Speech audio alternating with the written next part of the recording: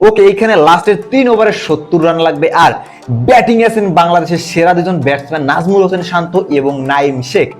But এইখানে আমাদের এমন 3জন বোলার সিলেক্ট করতে হবে যাদের কখনোই 3 ওভারে 70 রান নিতে পারবে না, নাইম শেখ এবং শান্ত। তো প্রথম লাইনে আছে মিচেল স্টার্ক, লাসিথ মালিঙ্গা এবং মিচেল জনসন।